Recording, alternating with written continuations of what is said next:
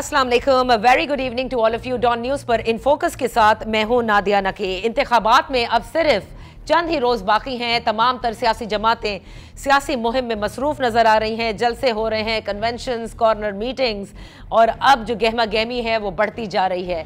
इसी असना में ज़ाहिर है पाकिस्तान मुस्लिम लीग नून के हवाले से जो तनकीद थी कि अब तक उन्होंने मंशूर नहीं पेश किया, बिलाखिर आज उन्होंने मंशूर पेश किया जिसका स्लोगन है पाकिस्तान को नवाज दो। इस तकरीब से खिताब करते हुए मियां मोहम्मद नवाज शरीफ साहब ने कहा कि वो कोई गिला शिकवा करने नहीं आए हैं और वो आगे की बात करना चाहते हैं, लेकिन साथ ही उन्होंने ये भी कहा कि आखिर उनकी गलती क्या थी। वो अपने माजी की हुकूमतों का भी जिक्र करते रहे कि किस तरह से उन्होंने तरक्की के सफ़र की तरफ 90 से ऑनवर्ड्स जो है वो स्टार्ट किया था। लेकिन उन्होंने आज की इस तकरीर के अंदर ये भी कहा कि तमाम तर इंतकाम के बाद भी हम सब एक साथ बैठे हैं। जेल के बाद आज रिहा होकर हम मंशूर पेश कर रहे हैं, और उन्होंने इमरान खान का भी आज जिक्र कर ही डाला। ये भी कहना था नवाज शरीफ साहब का कि खैबर पख्तूनख्वा की हुकूमत देना उनकी गलती थी। ताहिरुल कादरी का उन्होंने जिक्र किया, कहा उनका क्या काम है पाकिस्तान में, और साथ ही ये भी कह दिया कि अगर वो अपोजिशन की बेंचेस पर बैठे तो इस किस्म की यानी धरनों वाली सियासत बिल्कुल नहीं करेंगे। पाकिस्तान को नवाज दो नामी से जो ये मंशूर पेश किया गया है, इसके अहम नुकात भी सामने आए हैं। इस पर बात करने के लिए आज हमने दावत दी है chairman Mansoor committee Muslim League Noon senator Irfan Siddiqui sahab. Thank you so much for being with us on in focus. बिलाखिर ये मंशूर आ ही गया, पाकिस्तान को नवाज दो।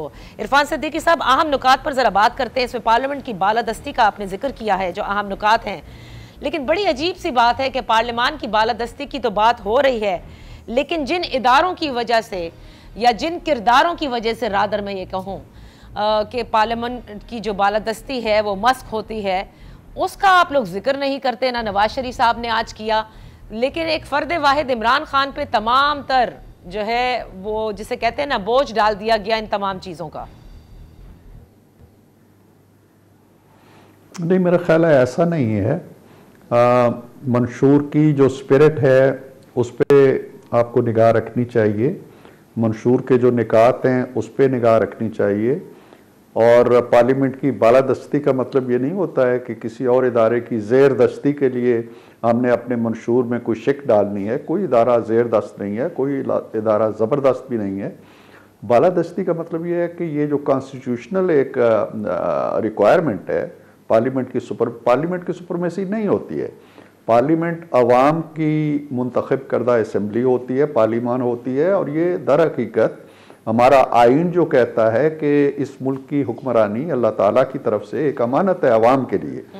तो ये अवाम की हुक्मरानी की बात हमने की है। अवाम की हुक्मरानी के साथ किसी और इदारे के टकराव की बात हमने नहीं की।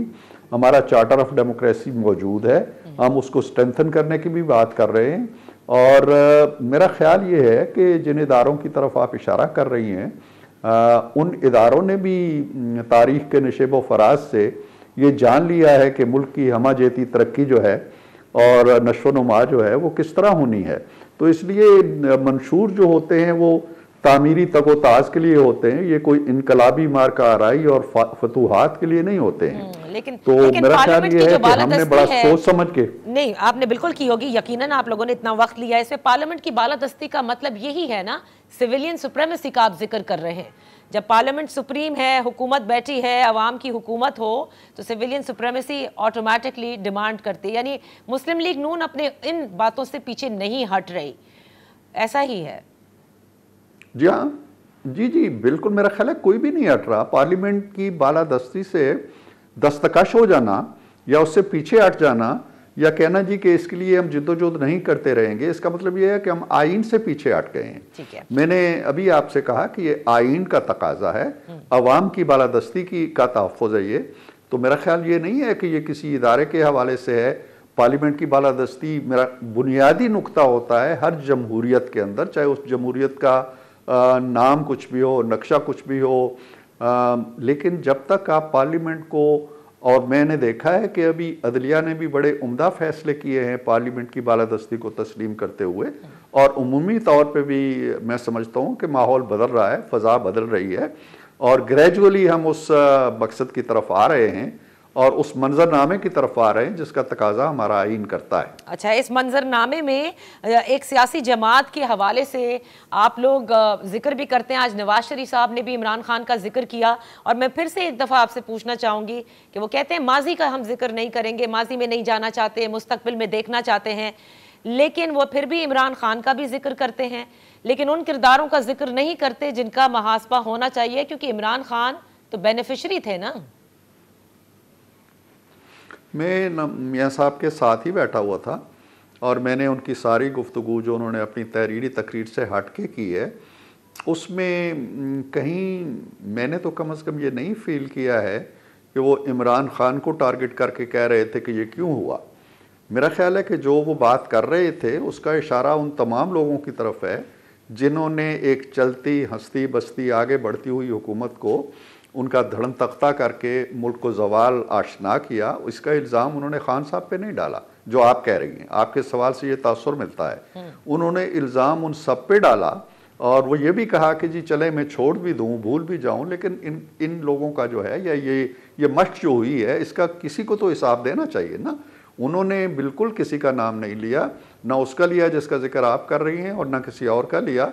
लेकिन एक चीज़ जो हुई है कि हम 2017 में कहाँ खड़े थे, उन्होंने बताई है तफसील, IMF का क्या हो रहा था, फाटिफ में हम कहाँ खड़े थे। उसके बाद जो डलवान का सफ़र हुआ है कि मेरा कसूर क्या था, बेटे से तनख्वाह नहीं ली, और इस कसूर के पीछे जो हाथ थे, जो किरदार थे, उनका तस्करा उन्होंने छोड़ दिया है। उन्होंने एक फ़र्द पे जिम्मेदारी नहीं डाली उसकी। अच्छा, तो हिसाब कौन लेगा जो आप कह रहे हैं? तो आपको पता हो, इल्म होगा, बिलावल भुट्टो सरदारी साहब ये कह चुके हैं कई दफ़ा, बल्कि जलसों में वो ये कह रहे हैं कि नवाज शरीफ साहब की तो सियासत ही इंतकाम वाली सियासत है और ये इंतकाम लेंगे। तो चले हम इंतकाम छोड़ देते हैं, हिसाब लेंगे वो अगर बरसर इक़्तिदार आते हैं?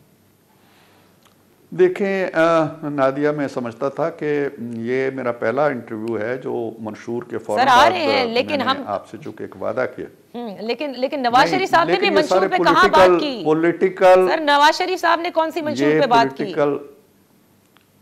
मैं तो मंशूर पे बात करने के लिए बैठा हूँ ना। नवाज शरीफ का अगर आपने बात करनी है तो उनसे आप जरूर इंटरव्यू करें। मेरे साथ आपका प्रॉमिस ये था कि हमने इस पे मंशूर पे बात करनी है। बिल्कुल, हम मंशूर पे बात बजाय अगर आप पॉलिटिकल इश्यूज पे हमने बात करनी है, अगर हमने पॉलिटिकल इश्यूज पे ही बात करनी है तो वेल आई एम ओके, लेकिन मंशूर को फिर छोड़ देते हैं। नहीं, मंशूर आगे चल के आएगा, पहले इसका जवाब दीजिए। किस चीज का? बिलावल भुट्टो कहते हैं कि इंतकामी सियासत होगी, तो क्या कुछ ऐसा हिसाब लेने का? कोई इंतकामी सियासत का नवाज शरीफ के 2013 से 2018 तक का दौर है ना, कोई वो नाम ले किसी और का कि जी ये कैदी था उसके दौर में और ये सियासी कैदी था, किसी एक शख्स का नाम ले ले कि नवाज शरीफ ने किसी से इंतकाम, नवाज शरीफ के साथ तो ज्यादतियां होती रही ना, किससे इंतकाम लिया उसने? और अगर ये बात सिलसिला चल पड़ा तो ये बहुत फिर पीछे तक चला जाएगा ना, फिर चला जाएगा बिलावल साहब के बुज़ुर्गों तक, और बिलावल साहब के बुज़ुर्गों के दौर में सियासी कैदियों की एक बड़ी तादाद थी और ऐसे ऐसे बंदी खानों की तादाद थी जो लोगों के इल्म में भी नहीं होते थे कि ये भी कोई कैद खाने हैं। तो छोड़ दें इन कहानियों को, आगे बढ़ें और देखें कि कोई इंतकाम हमारे पेश नज़र नहीं है। हमारे मंशूर के अंदर इंतकाम है ही नहीं। वो इंतकाम की बात करके और ये कह के कि जी मैं सियासी कैदी छोड़ दूंगा, आपको पता है कि वो किस वोटर को ललचाना चाहते हैं और वो वोटर भी इतना भोला नहीं है कि उनकी बातों में आ जाएगा। लिहाजा इस चीज़ को मेरा ख्याल है हमें कुछ ज़ेर बहस लाने की ज़रूरत नहीं है। अच्छा, आप मंशूर के जो अहम नुकात हैं उसमें नैब का खात्मा शायद इसीलिए किया गया है कि अब आप लोगों को भी ये इल्म है कि नैब एक पॉलिटिकल इंजीनियरिंग का टूल है। हमें इल्म नहीं है, हम तो उससे गुजरे हैं, उस चक्की से, और सारी जमातें गुजरी हैं, पीपल्स पार्टी भी गुजरी है, और इसमें कोई मेरा ख्याल है हमें हिजाब नहीं है ये बात तस्लीम करने में कि 2018 की तरमीम के वक्त भी हमें ये कहा गया था जी कि नैब को ख़त्म कर देना चाहिए। पीपल्स पार्टी उस वक्त भी ये समझती थी, लेकिन हमारी तरफ से शायद ये कहा गया जी कि नहीं, इस इदारे को मौजूद रहना चाहिए।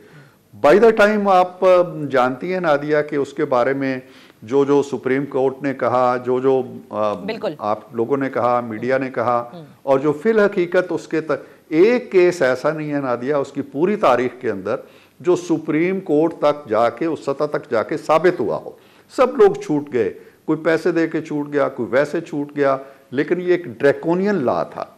इस लॉ को हम ख़त्म करेंगे और मेरा ख्याल है कि पीपल्स पार्टी तो पहले ही इसके खात्मे का इंदिया दे चुकी थी, अगरचे उन्होंने अपने नए मंशूर में ये बात नहीं डाली, लेकिन हमने जब डाल दी है तो वो यकीनन हमारा साथ देंगे। और मुझे नहीं लगता कि पार्लियामेंट के अंदर कोई भी जमात होगी जो कहेगी जी कि नहीं ये इदारा जो है खूंखार इदारा, जिसने करप्शन को रिवाज दिया है।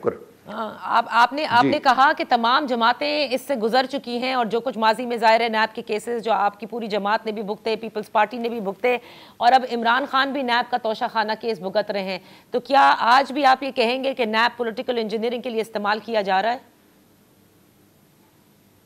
हम तो नहीं कर रहे, लेकिन ये माजी में होता रहा है, और अगर ये इदारा ख़त्म हो जाता है और इसकी ज़द में आज कोई आया हुआ है तो उसको भी रियायत मिलेगी और मिलनी चाहिए उसको। सही। आर्टिकल 62-63 का आप लोगों ने जिक्र किया है कि इसकी असली हालत में बहाली जरूरी है, मतलब करेंगे आप लोग, इशूर का हिस्सा है, ये क्यों जरूरी समझ रही है पाकिस्तान मुस्लिम लीग नून?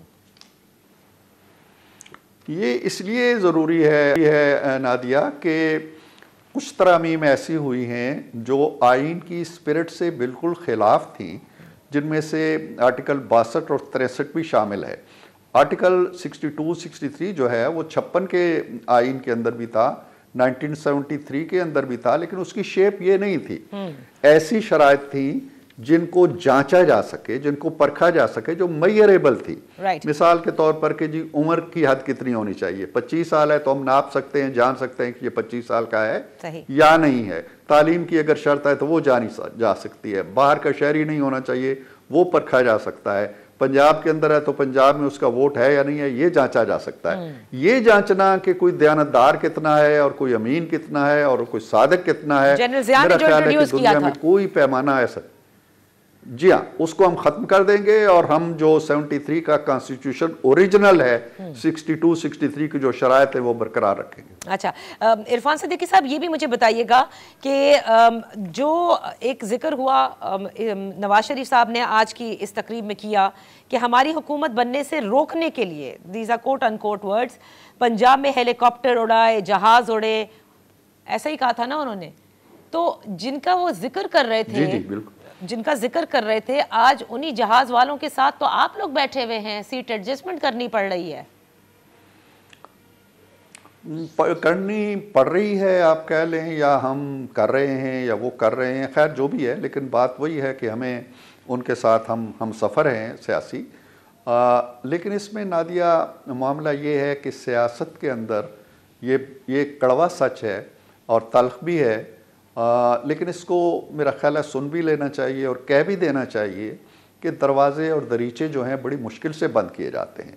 आपको शायद याद ना हो, आप उम्र में इतनी बड़ी नहीं हैं और आपने सियासी नशेब व फराज हमारे कम देखे होंगे, लेकिन आपको याद होगा कि भुट्टो साहब के दौर में, अगर याद नहीं है तो सुना होगा कि भुट्टो साहब के दौर से जो हमारी मुनाक़शत शुरू हुई थी, हमारी जो तसादम शुरू हुआ था, जो नज़रियाती लड़ाइयाँ शुरू हुई थी, वो बहुत दूर तक चली गई थी। शादियां नहीं जाते थे, जनाजे ख़त्म हो गए थे, घरों के अंदर अगर तस्वीर होती थी तो तलाक़ें हो जाती थी।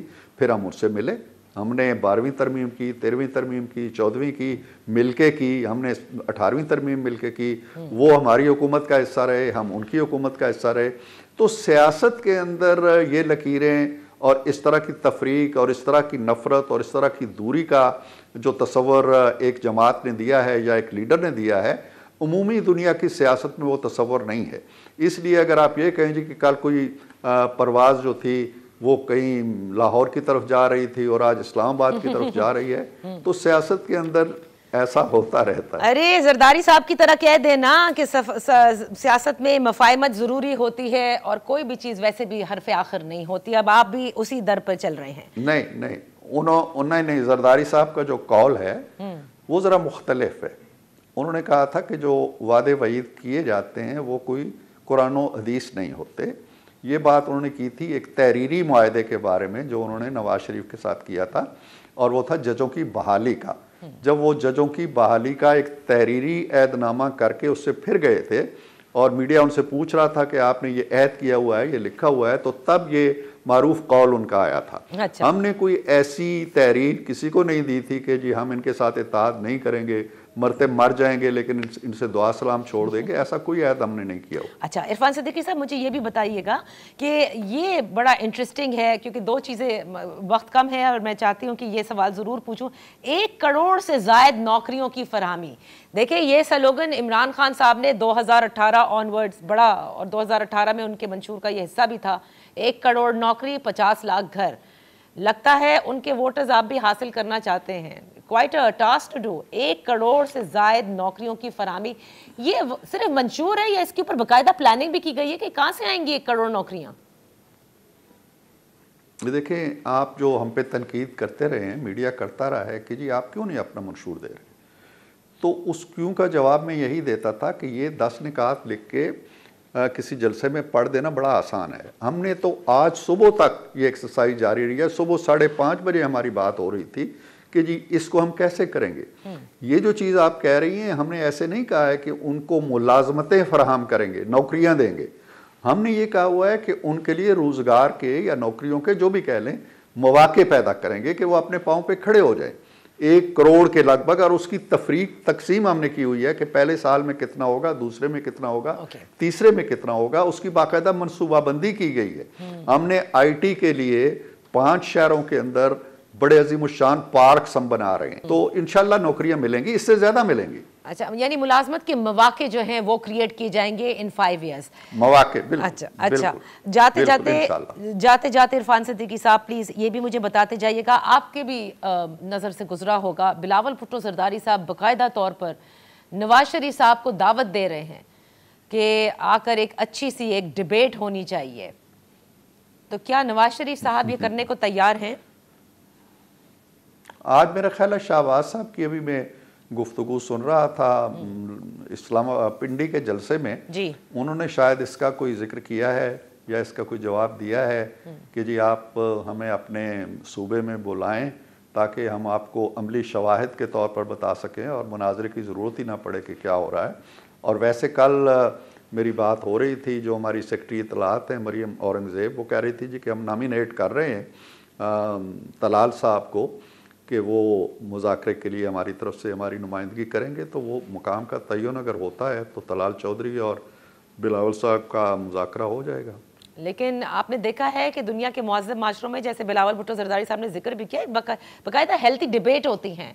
अगर 2 कैंडिडेट्स जो समझते हैं कि वो प्राइम मिनिस्टर होंगे, ये तो नादिया ये जी आप देख लें, हमारी कैंपेन, हमारी तकरीरें, हमारी गुफ्तगू और उनकी तकरीर, उनकी गुफ्तगू। कल तो मैं देख रहा था कि उन्होंने बाकायदा ये भी कह दिया कि गली गली में शोर है, और वो नारे जो इमरान खान के लगा करते थे वो नारे वहाँ सुने गए और चलाए गए और उनकी ज़ुबान से ये अदा हुए। हम नहीं चाहते, हम बिल्कुल भी नहीं चाहते कि इस तरह की चीज़ें की जाएँ।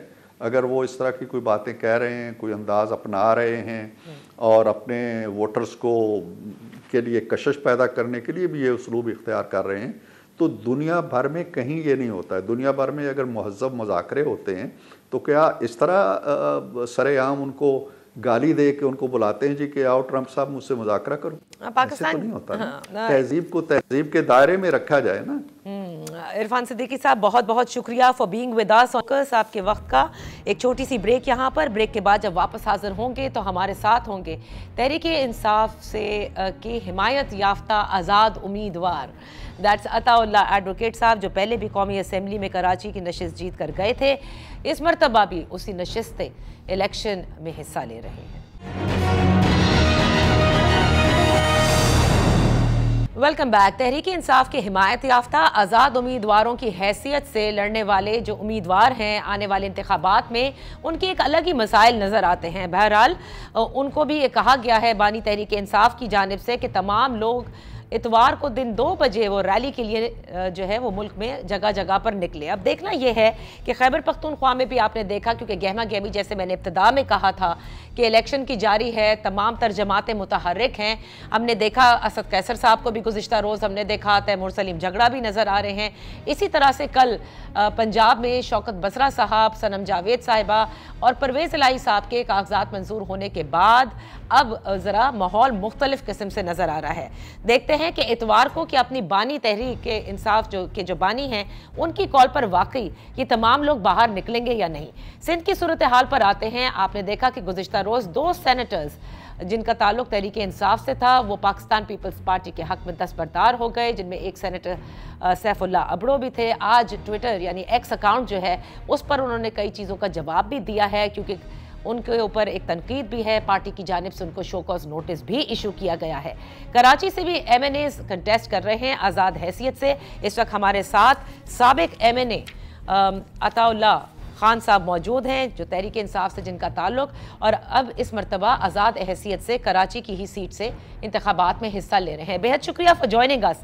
पहले तो ये बताइएगा अताउल्ला साहब कि जो कॉर्नर मीटिंग्स हो रही हैं, जो कन्वेंशंस हो रहे हैं, या जिसे हम इंतखाबी अमल कहते हैं, इलेक्शनियरिंग कहते हैं, उसमें सिंध में और कराची में खुसूसन आप लोग वाकई माइनस नजर आते हैं। बिल्कुल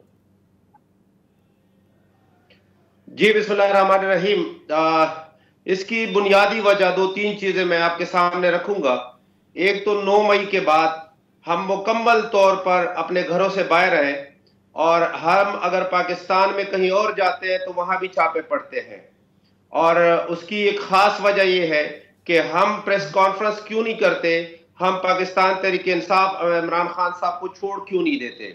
दूसरी वजह यह है कि कैंपेन में हमारे जो वर्कर हैं वो निकले हुए हैं, हम तो अभी नहीं निकले उस तरह से, उनको नहीं छोड़ा जा रहा है। अगर हमारी कॉर्नर मीटिंग्स होती हैं, हमारे लोग कहीं इकट्ठे होते हैं तो उन पे छापे पड़ते हैं, उनको धमकियां दी जाती हैं।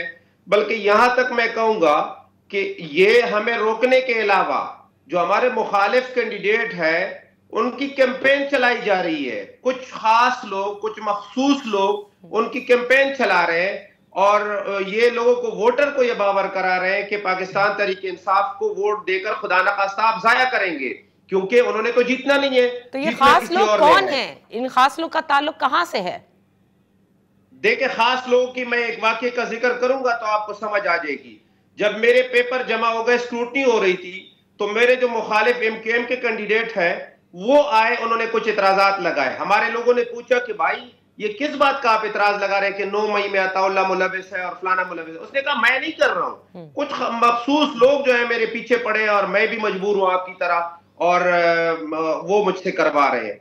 और ये वाकया हुआ।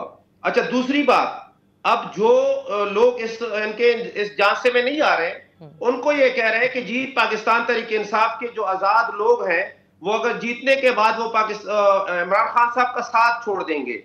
तो इस तरह से वोटर को जो है गुमराह कर रहे हैं। उसका तोड़ हमने ये निकाला, उसका हमने एक हलफ बनाया और वो हलफ हमने साइन किया।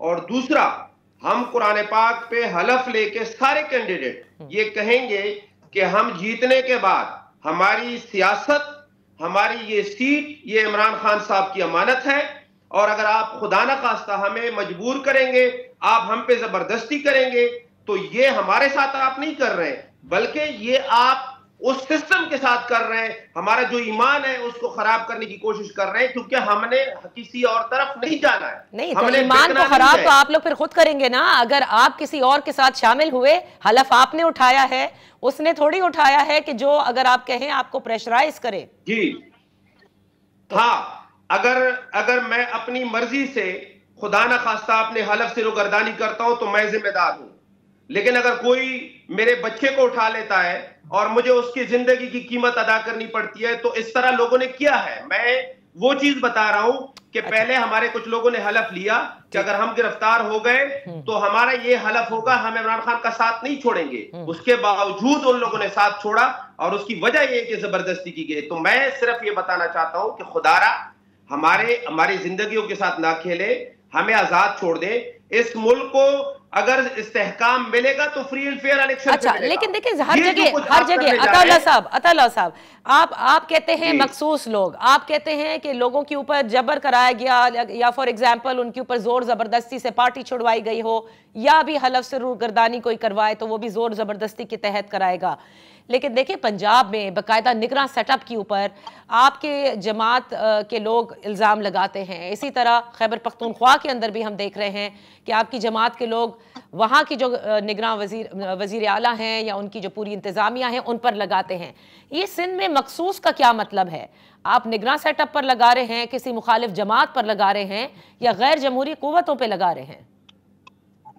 देखिए, मैं उन गैर जमहूरी कुव्वतों पे लगा रहा हूं जो इस पूरे सिस्टम को बर्बाद करना चाहते हैं, और मैं उसकी वजह बताऊंगा। मैं वजह यह बताऊंगा कि देखें, आपने अवाम की राय अगर लेनी है, इलेक्शन का मतलब है अवाम की राय। अगर अवाम की राय को आपने इस तरह मुतासिर करना है, इसका मतलब यह है कि आप जमहूरियत के खिलाफ साजिश कर रहे हैं, और वो मखसूस लोग हैं, उनका एजेंडा हो सकता है। ये मैं नहीं समझता कि कोई भी निगरान सेटअप, उसका काम यही है कि आप लोगों के पीछे पड़ जाए, आप जो है पीटीआई के कैंडिडेट के पीछे पड़ जाए। ये तो नहीं हो सकता ना।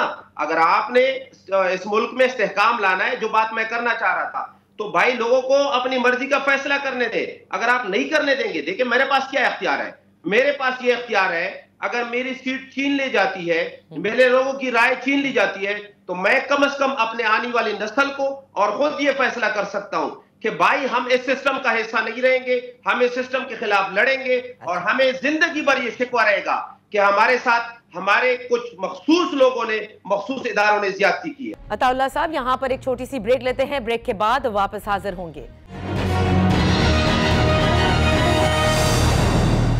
Welcome back. इन फोकस है एडवोकेट अताउल्लाह साहब, तहरीक इंसाफ के हिमायत याफ्ता आज़ाद उम्मीदवार की हैसियत से इस इंतखाबात में हिस्सा ले रहे हैं। अताउल्लाह साहब, फिर एक मरतबा आप लोगों का इल्ज़ाम जो है वो वहीं पर जा रहा है जिनसे आपकी बातचीत हो नहीं पाती और जिनसे मेरे ख्याल से नाराज़गी है और जहां मामलात ख़राब हैं। अताउल्लाह साहब, पहले तो क्योंकि आप एक बड़े, मैं कहूँगी इट्स क्वाइट एन आयरनी कि आज आप हमारे प्रोग्राम का हिस्सा बन रहे हैं, और गुज़िश्ता रोज़ ही सेनेटर सैफुल्लाह अबड़ो साहब जो हैं वो छोड़ करके, और बिलावल भुट्टो ज़रदारी साहब से उनकी मुलाकात भी हुई और वो दस्तबरदार हो गए। आपको याद है वो सेनेट के इलेक्शंस जहाँ पर वो वीडियोस बनाई गई, आपने कहा स्टिंग ऑपरेशन में बताया गया, आप भी इन्वॉल्व हैं स्टिंग ऑपरेशन में जो पकड़ रहे थे लोगों को उस वक्त पैसे लेने के हवाले से। ये क्या मामला है कि आपके लोग, उन्होंने तो हलफ भी नहीं लिया था, लेकिन पहले ही ढेर हो रहे हैं, लेकिन बहुत से ऐसे हैं आप समेत जो अभी भी डटे हुए हैं और अपने पार्टी को छोड़ना नहीं चाहते? देखिए, कुछ लोग ऐसे होते हैं जो कि एक हद तक रेजिस्ट करते हैं और उसके बाद वो छोड़ देते हैं। तो सेनेटर सैफुल्लाह अबड़ो के हवाले से आपको लगता है कि उनके ऊपर कोई जोर जबरदस्ती की गई होगी? देखिए, मैं समझता हूं कि सेनेटर साहब जो है उन्होंने बेहतरीन तरीके से पीटीआई को डिफेंड किया, एक अरसे तक वो लड़ते रहे। अब मैंने जाती तौर पर कोई चीज नहीं देखी कि उसका क्या बयान आया क्या नहीं आया, लेकिन मैं समझता हूं कि अगर फ्री एंड फेयर माहौल होता, आजाद माहौल होता, तो सेनेटर साहब कभी ऐसा फैसला नहीं कर सकते थे। असरअंदाज हो रहे हैं लोग और चीजें जो है वो खराब की जा रही है जानबूझकर। अच्छा। और इसका नुकसान देके पीटीआई को नहीं हो रहा है, इसका नुकसान मुल्क को हो रहा है। ठीक है, तो अब कल जो आपके बानी चेयरमैन ने कहा है कि वो बाहर निकलें, तो कल का क्या प्लान है तहरीक इंसाफ का? वाकई आप लोग बाहर निकलेंगे? आप लोग तो आपने जैसे फरमाया कि हम तो घरों से बाहर नहीं निकल रहे, हमारी कैंपेन भी हमारे वर्कर्स चला रहे हैं। देखिए, एक वक्त था कि हमें अपने बानी की तरफ से, चेयरमैन की तरफ से हुक्म था कि आपने एक मतअमली के तहत रुपोश रहना है, तो हम रहे। कल का जो खान का हुक्म है, खान का जियाला, खान का टाइगर, ये हो ही नहीं सकता कि वो कल घर पर रहे। हम अरेस्ट हो, ये हमें फांसी चढ़ाए, ये हमारे साथ कुछ भी करें, कल हर हाल में हमने निकलना है। और मैं दोबारा बता दूं कि जो खान का चाहने वाला है, चाहे वो कैंडिडेट है, चाहे वो रुपोश है, चाहे वो वर्कर है, कोई भी है, कल वो सड़क पे होगा। आगे इन्होंने जो करना है, हम हाजिर हैं। हमारे पास बंदूक तो है नहीं, हमारे पास हथियार तो है नहीं, ना हम करने वाले हैं। हम तो खुद को पेश कर सकते हैं कि आपने जो करना है, हम निकले हैं, आपकी मर्जी है, आपके पास डंडा है, आपके पास जोर जबरदस्ती है, और आपने जो करना है कर ले। अच्छा, तो कल बकायदा आप एक इलेक्शन की रैली के तौर पर निकल रहे हैं, क्योंकि आप लोग जब बाहर निकलने का कहते हैं तो 9 मई के बाद से माजरत के साथ सब एकदम जरा परेशान हो जाते हैं। क्या अब नेक्स्ट प्लान क्या है आपका? बिल्कुल जी, 9 मई के बाद जैसे कि मैंने कहा, एक मतअमली के तहत हम रुपोश थे, हम अंडरग्राउंड थे। नहीं, मेरा मतलब ये कि पुरअमन होंगे ना, अगर कल निकलेंगे तो पुरअमन रहेंगे ना। देखिए, हम तो ये कहते हैं कि हम 9 मई को भी पुरअमन रहे। हम कभी भी मैं कहता हूं कि मैं चैलेंज करता हूं, बनाए ना कोई कमीशन, आपको समझ आ जाएगी इनको कि भाई किसने किया। हम कल भी पुरअमन थे, हम आज भी पुरअमन है, और मैं यही तो कह रहा हूं कि हम खुद को पेश कर सकते हैं। हमारे पास इसके अलावा क्या है? हम क्या रेजिस्ट कर सकते हैं? हम निकलेंगे जरूर, ये हमारा हक है। बाकी हम खुद को पेश कर रहे हैं, करना तो इन्होंने है हमारे साथ। जो अगर कोई हमारे साथ कानून के मुताबिक चलना है तो हमें रैली करने देंगे। अताउल्लाह साहब, जरा ये तो बता दें, ये तो बताते जाए, आप उसी हल्के से कंटेस्ट कर रहे हैं जिससे आपने पहले कंटेस्ट किया था और असेंबली में पहुंचे थे। आपको वैसे इंतखाबी निशान क्या दिया गया है? मैं उसी से हल्के से कंटेस्ट कर रहा हूं। मेरा इंतखाबी निशान जो है वो रैकेट है, इन्हें 245। और मुझे अभी भी यकीन है कि इंशाअल्लाह मैं भारी अक्सरियत से जीतूंगा।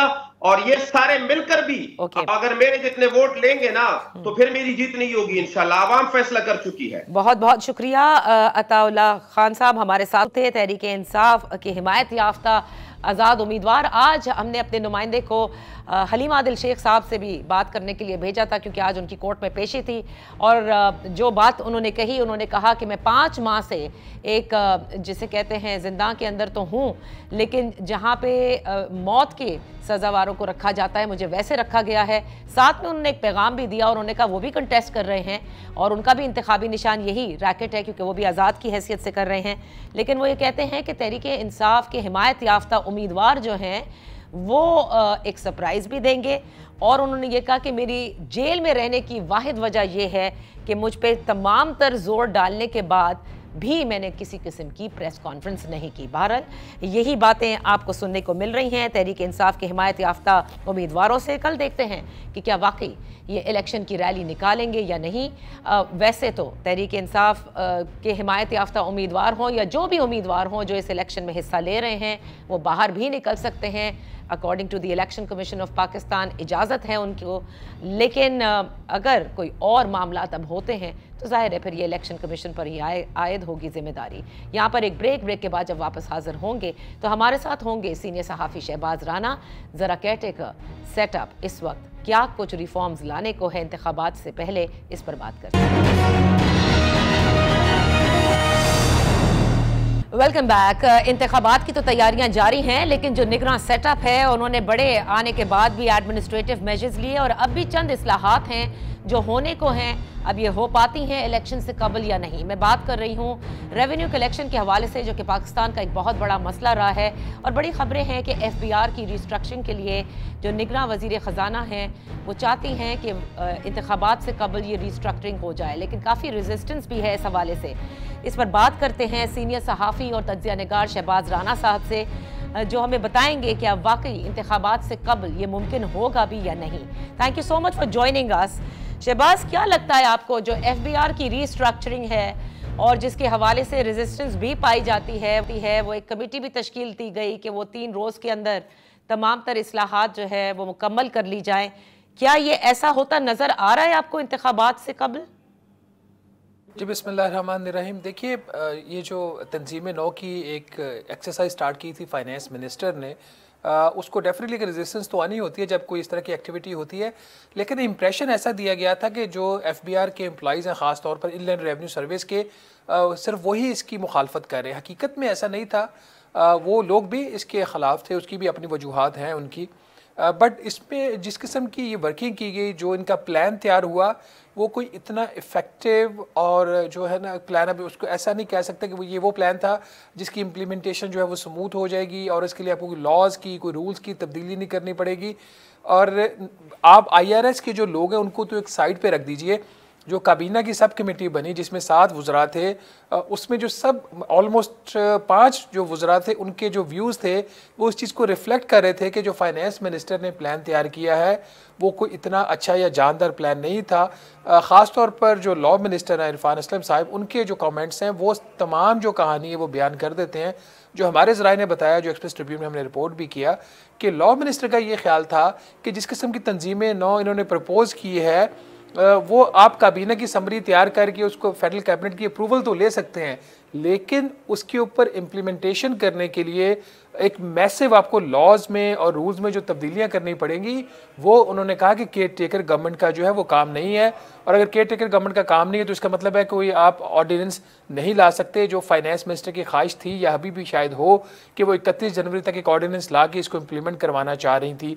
तो इसी तरीके से जो दूसरे जो मिनिस्टर थे प्राइवेटाइजेशन के, उनका भी इसी किस्म का कुछ मौक़िफ़ था कि जो इन्होंने रिस्ट्रक्चरिंग प्रपोज की है जिसमें कुछ ओवरसाइट बोर्ड्स इन्होंने इंट्रोड्यूस करवाने का प्लान है इनका, उनके ख्याल में ये जो ओवरसाइट बोर्ड्स हैं, हुकूमत का जो गवर्नेंस स्ट्रक्चर है उसमें इसके लिए जगह नहीं है। तो अगर किसी चीज़ के लिए जगह नहीं हो तो आपको जगह पैदा करनी पड़े, तो उसके लिए डेफिनेटली फिर नए लॉज आएंगे, नए रूल्स आएंगे।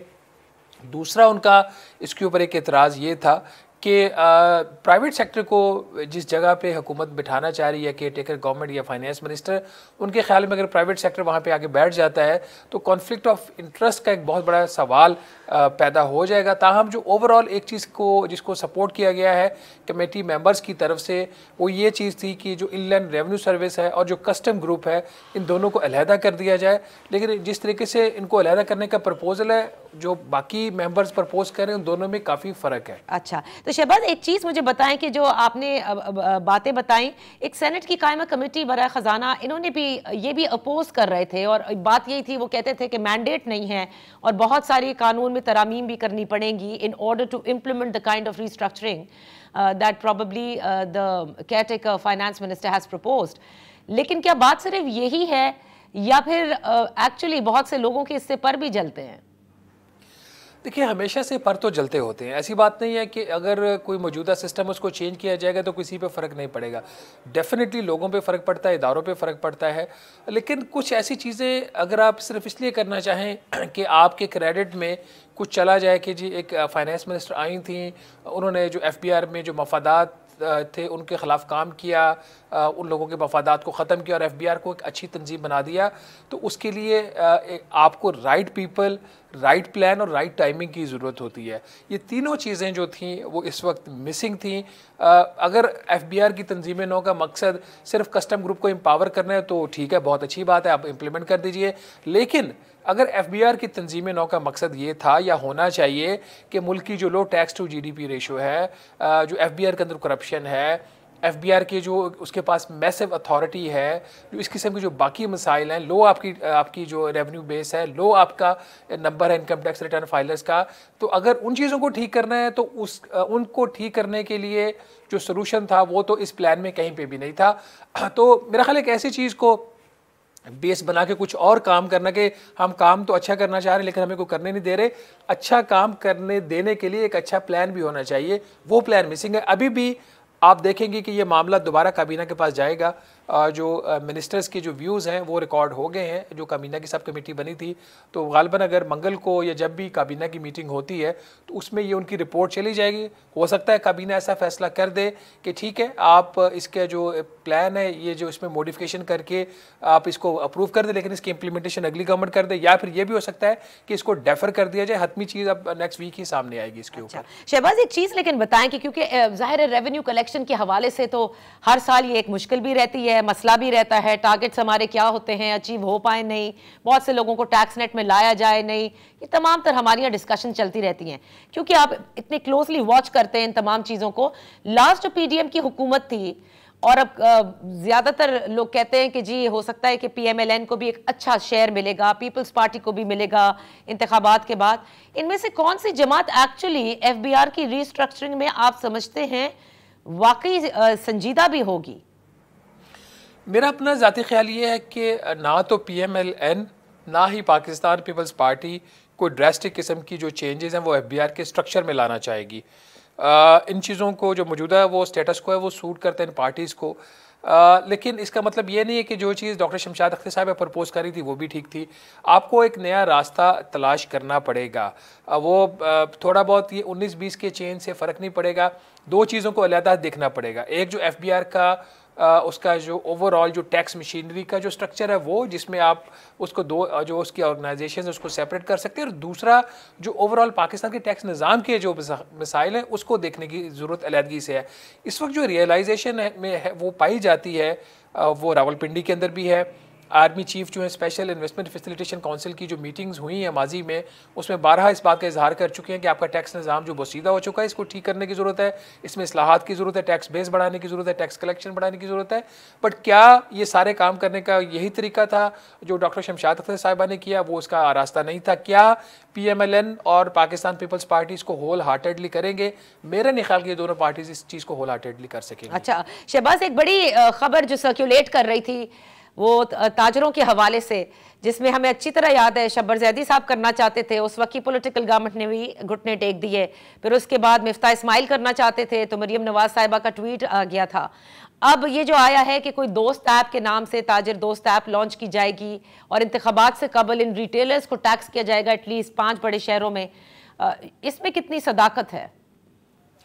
देखिए, ये वाला प्लान जो है ये SIFC ने ही 3 जनवरी को अप्रूव किया था और इसके पीछे वर्किंग भी थी कि इनिशियली आप 5 शहरों में जो 4 प्रोविंशियल कैपिटल्स और 5वां इस्लामाबाद, वहाँ से आप एक फ़िक्स्ड इनकम टैक्स आप आयद कर दें दुकानदारों पे। और उसका फार्मूला ये था कि जहाँ पे उनकी दुकान है, शॉप है, ऑफिस है, उस एरिया का जो किराया है उस किराए की बेस के ऊपर उनके ऊपर एक मंथली फ़िक्स टैक्स लगा दिया जाए। तो वो इनसे वसूल किया जाए 12 माह में थ्रू दिस ऐप जिसका आप जिक्र फरमा रही हैं। और इस पर चेयरमैन FBR ने कहा भी था कि हम इसको जनवरी में इम्प्लीमेंट कर देंगे, लेकिन अभी तक वो गालिबन कर नहीं पाए। अभी तक कोई इन्होंने इस चीज़ का कोई नोटिफिकेशन नहीं किया। इस किस्म की जो अथॉरिटी है वो तो FBR के पास है, ये एडमिनिस्ट्रेटिव एक नोटिफिकेशन से ही ये इम्प्लीमेंट हो जाएगा, इसमें कोई लॉ में तब्दीली की आपको ज़रूरत नहीं है। लेकिन मुझे लग रहा है कि इस सिलसिले में कोई सच कोई विलिंगनेस पाई नहीं जा रही। और दूसरा, ये जो बीच में रिस्ट्रक्चरिंग की एक्सरसाइज इन्होंने लॉन्च कर दी थी, उससे भी जो फोर्स थी, वर्क फोर्स, उसकी जो एक वो अटेंशन थी वो टू द वर्क, वो जो उनकी वो डेविएट हुई है वहाँ से। अच्छा, लेकिन मुझे एक बात बताए शहबाज, आपकी नज़र में एक ऐप से आपको लगता है कि ताजर बरादरी उस ऐप को पे रजिस्टर भी हो जाएगी और टैक्स भी देना शुरू कर देगी? ये बहुत मुश्किल चीज़ है, ख़ास तौर पर जो हमारा रिटेल सेक्टर है, जो ताजर हैं, ये आज से नहीं पिछले कई दहाइयों से ये रजिस्ट करते आ रहे हैं। और वो बड़े फ़ख्र से कहते हैं कि हमने एक मिलिट्री डिक्टेटर के भी घुटने टिकवा दिए थे। जब उन्होंने एक सर्वे किया, हम हड़ताल पे चले गए तो उनको पीछे हटना पड़ा। वो जनरल मुशर्रफ की तरफ ये रेफरेंस देते हैं। उसके बाद इसहाक डार साहब ने भी 2013 में एक कोशिश की थी, PTI ने कोशिश की, आपने खुद जिक्र फरमाया। ऐप तो सिर्फ एक फेस है, उस फेस के पीछे काफ़ी काम है। लेकिन प्रॉब्लम ये है कि FBR के अंदर मुझे ऐसा कोई विलिंगनेस नहीं मुझे मिलती कि वो इफेक्टिवली वो डोर टू डोर जाके इस किस्म की चीज़ को इन्फोर्स कर सकेंगे। ऐप का मकसद यही है कि उसका जो एक इंटरेक्शन है FBR के ऑफिसर का और दुकानदार का वो ख़त्म हो जाए, और जो करप्शन का एक उनके ऊपर का एलिगेशन आता है उनको बता दिया जाएगा आपका ये टैक्स बनता है और आपने ये पे करना है, तो खुद ही आप उस ऐप से रजिस्टर होकर ये कर दें। ये कहने का तो आसान है लेकिन इम्प्लीमेंट करना काफ़ी मुश्किल है। लेकिन ये बड़ा इंपॉर्टेंट भी है, ज़रूरी भी है, जैसे कि आपने फरमाया। Thank you so much Shahbaz Rana sahab for being with us on in focus. और इसी के साथ प्रोग्राम का वक्त भी ख़त्म होता है, लेकिन जाते सबके तकरीबन मंशूर भी आ गए हैं और सब अपने मंशूर में कई वादे वईद कर रहे हैं। सब ये भी कहते हैं कि आगे मईशत का रास्ता जो है वो इतना कठिन है कि कोशिश करके पाकिस्तान की मईशत को दुरुस्त भी करना है। लेकिन जो 35 लाख रिटेलर्स, जिनका जिक्र लगभग इतने ही रिटेलर्स हैं जिनको टैक्स नेट में लाने की अगर बात की जाए, तो कोई भी पॉलिटिकल पार्टी इस सेक्टर को भी टैक्स में नहीं ला पाए, क्योंकि हमेशा ये एक खौफ होता है कि वो अपना पॉलिटिकल कैपिटल ना लूज कर ले। इसी तरह और भी बहुत सारे सेक्टर्स हैं जिनको टैक्स नेट में लाना ज़रूरी है। कई बार माहिर माशियात ये कह चुके हैं। असल चीज़ ये देखने की है कि इंतखाबात के बाद जो भी जमात हुकूमत बनाती है, क्या वो वाकई पाकिस्तान की मईशत को आगे ले जाने के लिए सख्त फैसले करेगी या दूसरे किस्म के सख्त फैसले होंगे जिसमें सिर्फ सबसे आसान जो है वो आवाम पर एक बोझ डाल देना होता है। ये तमाम चीज़ें ज़ाहिर है आने वाले दिनों में ही पता चलेंगी। फ़िलहाल के लिए कल आपसे मुलाकात होगी। इंतखाबी जलसे, कन्वेंशंस, मुहिम जारी हैं और देखते हैं आगे आगे होता है क्या।